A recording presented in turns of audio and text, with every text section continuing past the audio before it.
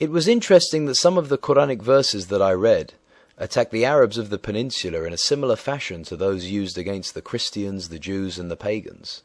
Will you explain why? Muhammad's Quran is an equal opportunity hate-mongering book. Not only does it attack and insult the Jews and the Christians, but does the same to his own brother and sister Arabs, who are supposedly of the Ummah of Muhammad, and whom he was attempting to convert by bribery, terror, or slaughter. The verses that I shall quote from the Quran will not make sense to any listeners unless and until they also read about the actual background of each event. I shall try my best to explain them, and those among the listeners who may think I am deceiving them can read them in any Quran that also contains explanations. Surah At-Tawbah, chapter 9, verse 90. And there were among the desert Arabs men who made excuses and came to claim exemption, and those who were false to Allah and His Apostle sat inactive.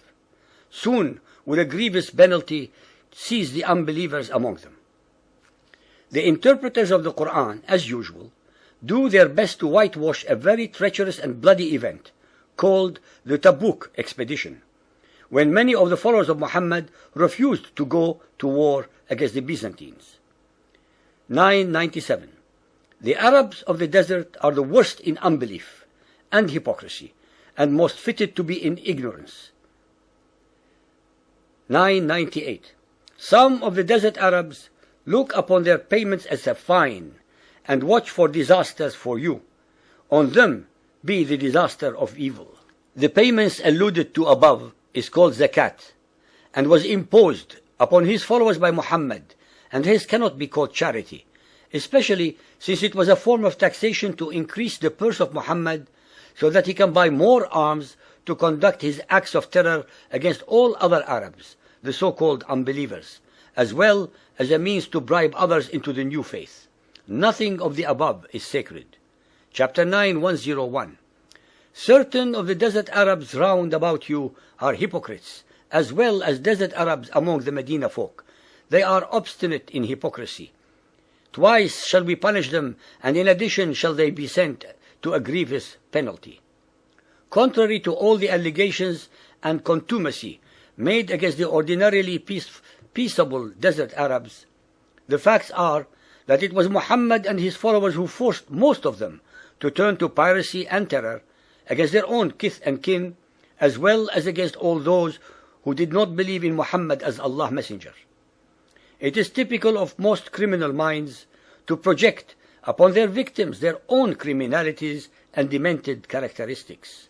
Moreover, all the reports that we have available about the pagan Arabs were propagated and later written by the victorious Muhammad and his followers, who made them look as if they were evil, bloodthirsty, treacherous, treasonable, and wily people who sacrificed humans and especially little girls.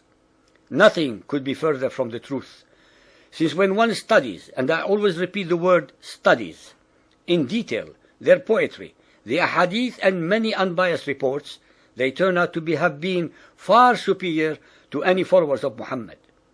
The historical records of Muhammad and Islam, as written by his followers, show very clearly that it was a movement that started with the shedding of a sea of Arab blood to start with.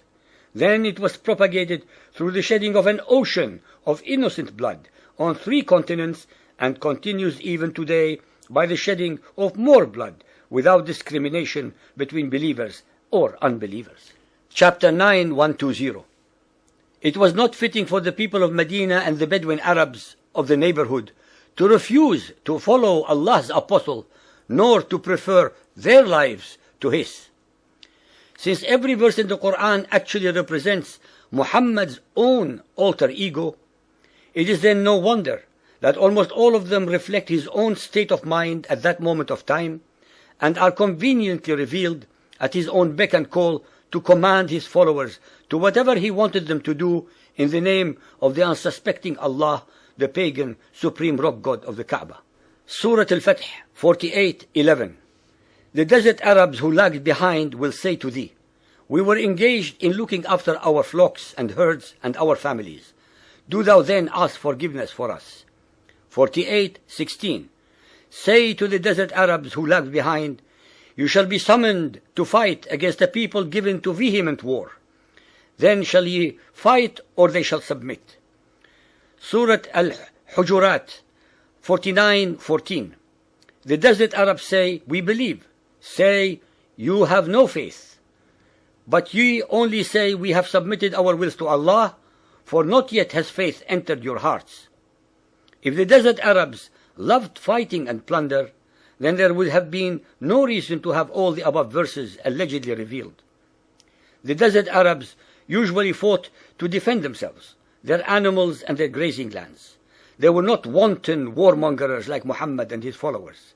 Of course, these illiterate Arabs did not, in the end, win the wars of aggression conducted by Muhammad and his thugs against them, who became the victors and hence rewrote history to suit their own agenda.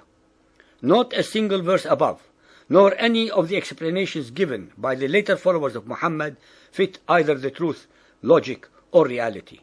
All of them are used to criminalize their innocent victims so that the actual perpetrators of all evil get away with murder by contorting, perverting, and twisting both history and facts. For the last 1400 years, Muhammad and his followers have been able to deceive and fool people who are ignorant of the Arabic language of the Quran and Hadith into believing that Muhammad was a prophet and that Allah is God.